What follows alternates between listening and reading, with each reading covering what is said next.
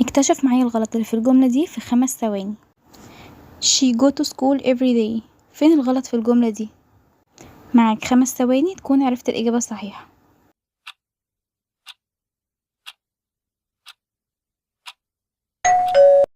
والإجابة الصحيحة هتكون she goes to school every day.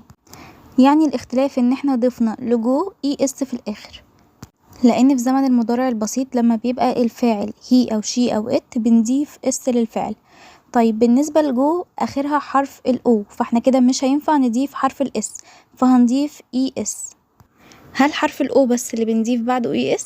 لأ، احنا بنضيف es لو الفعل بينتهي بأو أو ch أو sh أو ss أو x أو z.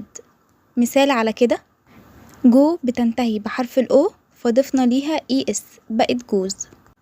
watch آخرها ch ضفنا لها es بقت watches.